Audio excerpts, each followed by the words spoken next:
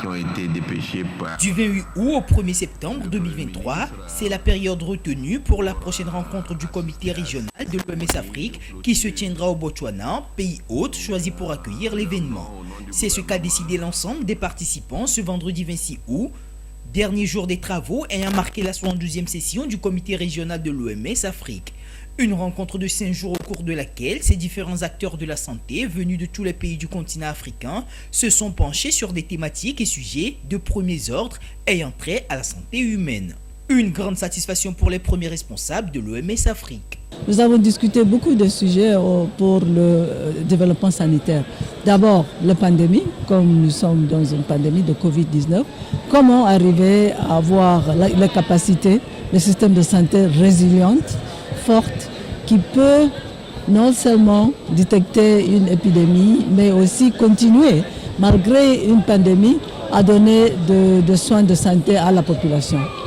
Nous avons discuté de quelques sujets sur la santé, surtout les maladies non transmissibles, parce que les populations africaines sont confrontées par ces maladies-là et aussi par les maladies transmissibles. Donc, le diabète, le cancer, l'hypertension, ce sont des maladies que nous avons, amélioré l'accès aux soins au niveau périphérique, au niveau de premier niveau et aussi, si c'est compliqué, au deuxième niveau. Aussi des discussions sur le changement climatique et ces facteurs-là qui aussi ont un impact dans la santé. Le mot que moi j'ai entendu plus de ministre de la Santé, c'est de travailler avec la communauté. Donc ça veut dire que nous devons arriver à toucher la population, les ménages, pour qu'ils comprennent leur rôle, pour prévenir, pour faire la promotion de la vie saine, pour la prévention des maladies et aussi pour les aider à travailler ensemble avec le gouvernement, avec les travailleurs de la santé pour savoir quand aller se soigner. Pour les participants, cette rencontre a été un cadre d'échange et de partage d'expériences. Ils urgent donc de prendre en compte toutes les grandes décisions issues des travaux et de tout mettre en œuvre pour leur parfaite réalisation. Nous nous rendons compte de la volonté de tous ces pays afro d'aller de l'avant, de se prendre en charge dans leurs responsabilités et même de la mobilisation même interne, domestique au niveau financier pour avancer sur les points qui sont très importants. Je veux en profiter pour remercier l'État du Togo qui nous a vraiment fait profiter de son savoir-faire en matière d'accueil. Pour qui connaît la Côte d'Ivoire, ce n'est pas une surprise. Nous sommes participants de cette décision.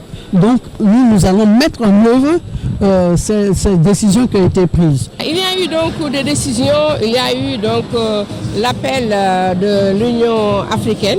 Et ce qui est important à retenir aujourd'hui, c'est la situation que nous vivons actuellement sur le plan mondial. C'est la pandémie Covid-19. Quelles ont été les leçons apprises? Et je pense que la plus grande leçon aujourd'hui a été la préparation. Il faut davantage se préparer aux catastrophes qui vont venir, parce que ces catastrophes peuvent être d'ordre naturel comme d'ordre sanitaire. Et il faut se préparer, mais se préparer également dans un mouvement d'ensemble. Parce qu'un pays seul aujourd'hui ne peut pas affronter donc, ces problèmes de santé. Vu la qualité de l'organisation, nous ne pouvons que féliciter d'abord. Et en termes de contenu de tout ce qui a été développé, je pense que c'est vraiment un tournant décisif dans l'approche communautaire de la santé publique en Afrique. Parce qu'aujourd'hui, tous les États sont unanimement d'accord pour aller vers une couverture sanitaire universelle pour que les populations aient accès aux soins de santé de qualité. Et tout le débat a tourné autour de ça. Et nous nous réjouissons énormément de tout le processus qui s'est donc déroulé en paix. Les participants étaient contents et je vous assure que c'était la première réunion en présentiel après la Covid-19 et nous sommes heureux d'avoir participé justement à cette 72e session du comité régional de l'OMS Afrique. Dans leurs mots de circonstance, à l'occasion de cette cérémonie de clôture des travaux de cette 72e session, le ministre togolais de la Santé, le professeur Moustapha Mijiawa et la directrice régionale de l'OMS Région Afrique ont invité les États à une action concertée avec l'organisation afin de venir convenablement à bout de tous les maux qui minent le système sanitaire sur le continent.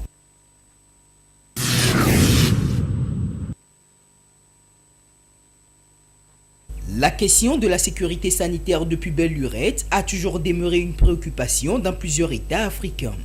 L'absence autrefois de mécanismes adéquats, d'infrastructures de qualité et de politiques d'amélioration de soins de santé ont largement joué un rôle dans le retard du continent dans le domaine de la santé. L'inégalité d'accès aux soins et l'absence de mécanismes pour la couverture de santé universelle constituent également un frein dans certains pays en Afrique. Soucieux donc de la nécessité d'offrir des soins de qualité à leur population pour leur bien-être, certains pays depuis quelques années déjà ont pris le problème à bras le corps. Le Togo et le Niger, qui ont fait des efforts dans ce sens, ont partagé leurs expériences au cours de ce sommet de la 72e session du comité régional de l'OMS pour l'Afrique. Au Togo, nous avons déjà le plan national de sécurité sanitaire qui a été adopté et est en train d'être mis en œuvre.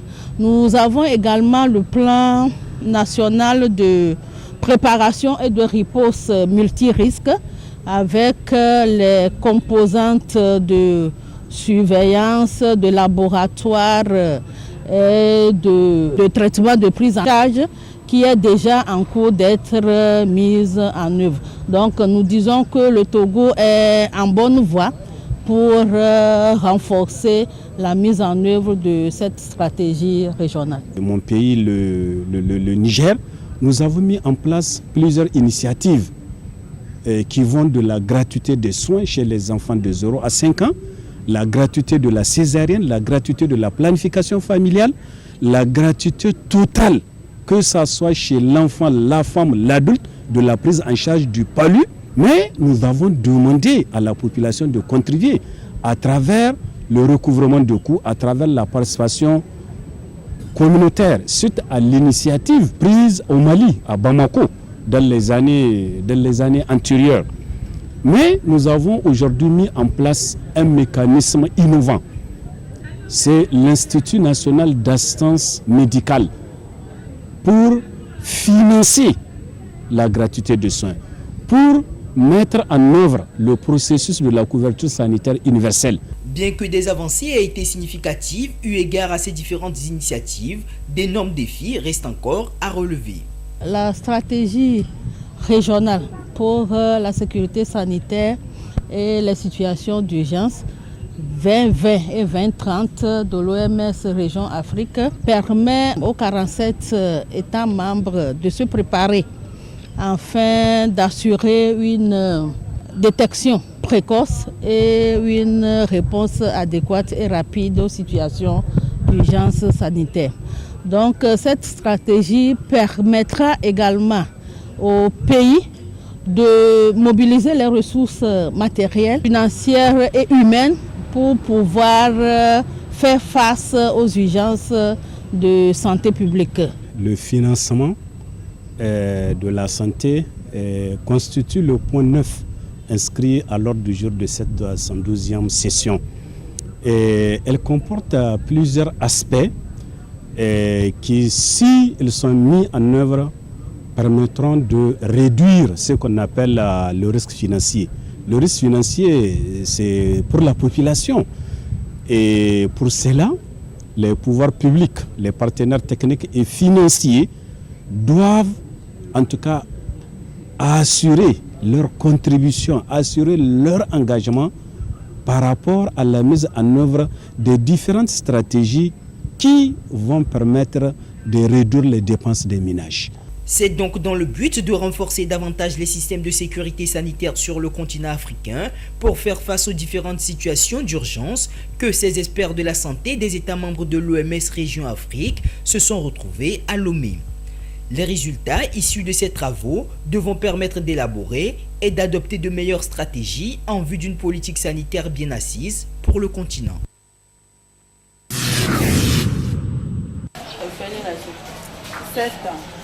Ce sont des agents de santé communautaire communément appelés ASC à l'œuvre dans les ménages. Ils sont chargés d'administrer des traitements à titre préventif contre 3 différentes maladies dites tropicales et négligées. Il s'agit précisément de la bilharziose, des parasitoses intestinales et de l'onchocercose.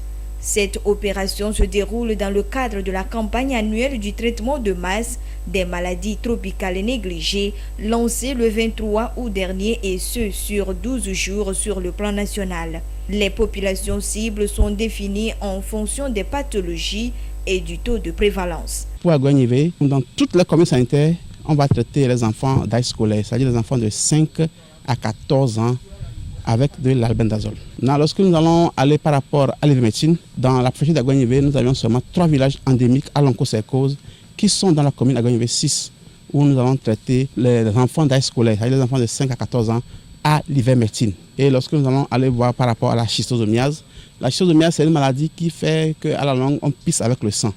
Elle est vésiculaire, elle peut être aussi intestinale ou on va aller aussi avec le sang. Donc pour la schistosomiase, toutes les communes vont faire le traitement de toute la population de 5 ans et plus au praziquantel, sauf la commune Aguanivé 4. C'est par rapport au taux qu'on a fait. L'OMS fait des enquêtes, on fait des prélèvements pour voir est-ce que la maladie sévit, est-ce qu'il y a des prévalences. On a vu qu'à Torcopé, il n'y a pas de prévalence. La prévalence est nulle, elle est zéro. Il est à noter que par peur et par manque d'informations, certains parents dans les ménages sont réticents face à cette intervention. Le point focal des maladies tropicales négligées à Guenivé leur rassure. Les produits qu'on donne, ce n'est pas des produits pour nous rendre stériles, ce n'est pas des produits comme l'a dit certains, ce n'est pas des produits pour qu'on ne puisse pas procréer, mais plutôt c'est pour notre santé. Tout produit a un effet secondaire. Donc lorsque quelqu'un prend le produit et qu'il a un effet, il peut rapidement signaler ça à l'agent de santé communautaire qu'il a dans le produit ou carrément se référer au centre de santé public le plus proche. D'autres par contre ont bien compris l'utilité de cette campagne et manifestent leur adhésion totale.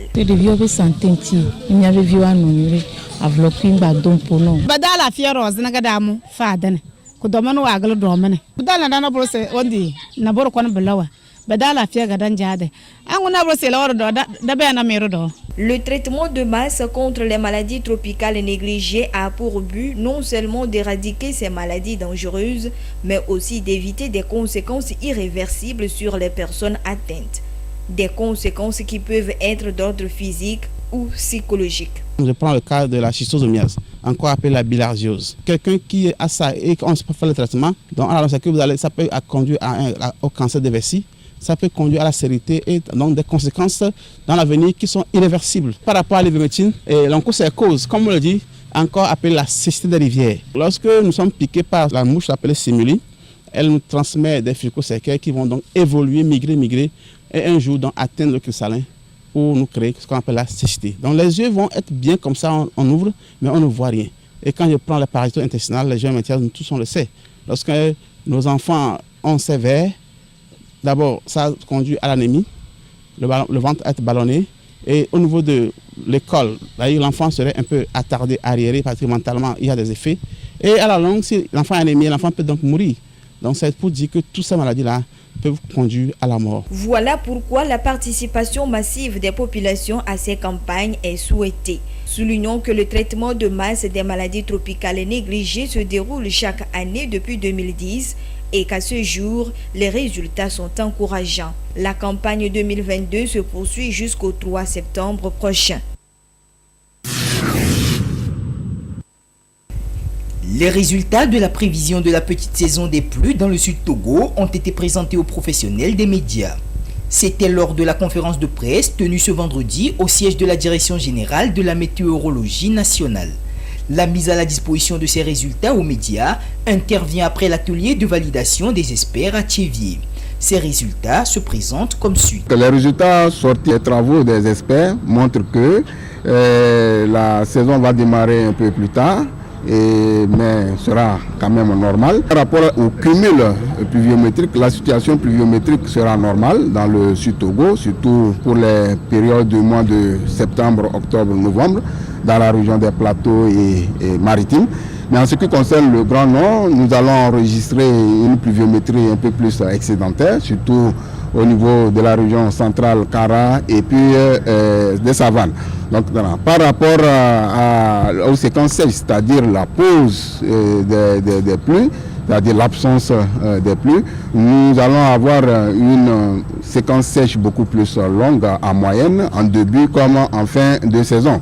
Donc par rapport à la fin de saison de la petite saison pluvieuse au sud de Togo, elle sera beaucoup plus normale à tardive. Donc la saison pluvieuse dans le sud Togo va aller jusqu'à fin novembre. Donc mi-novembre, fin novembre. Donc cela voudra dire qu'elle va terminer un peu plus tard. Donc par rapport aux écoulements au niveau du bassin du Mono, on va enregistrer un écoulement normal à déficitaire. Et au niveau du lac Togo, nous allons enregistrer un écoulement normal à excédentaire. Cela voudra dire que les populations vivant autour de ces lacs-là doivent faire beaucoup attention pour éviter les débordements qu'on va enregistrer. Maintenant, au niveau du bassin de Loti, donc étant donné que les pluies sont annoncées beaucoup plus élevées à ce niveau-là, donc on aura un écoulement qui va aller d'excédentaire à normal. Donc les populations vivant dans les zones les plus vulnérables dans le bassin de Loti doivent faire énormément attention pour éviter surtout les débordements du cours d'eau de Loti que nous envisageons pour la petite saison des pluies pour les mois à venir, c'est-à-dire le mois de septembre, octobre, novembre. Sur le plan agrométéorologique par exemple, il est prévu un démarrage tardif à normal de la saison dans toute la zone bimodale. Et comme conseil, les paysans sont invités à faire la culture des cycles courts. À partir du 25, nous rentrons dans la tranche normale. À partir du 11 septembre, on rentre dans la phase tardive. Et donc cette année, on a prévu un démarrage tardif à tendance normale. On court vers une saison courte. Et du coup, il faut privilégier les semences à cycle court. Et il y a aussi les séquences sèches aussi sont longues. Donc vu que les séquences sèches sont longues, il faut privilégier les cultures qui résistent au stress hydrique, aux pauses pluviométriques, pour que les paysans fassent recours aux conseillers agricoles pour qu'on leur propose des cultures à cycle très court. Certes, la saison ne sera pas trop favorable, mais vu que l'écoulement peut venir du nord où on a prévu une situation excédentaire, ceux qui sont tout autour des zones inondables doivent faire beaucoup attention et être vigilants. La Direction générale de la météorologie nationale effectuera des tournées dans quelques préfectures pour présenter ses résultats aux agriculteurs et autres utilisateurs. Tout ceci sera suivi des sensibilisations sur les bonnes pratiques agricoles et de la gestion rationnelle des ressources en eau. Également, il est conseillé aux bénéficiaires des services de la météorologie de suivre les mises à jour face à la variation du climat. La mission pour ces professionnels de médias est d'assurer une large diffusion de ces données météorologiques pour édifier davantage les populations.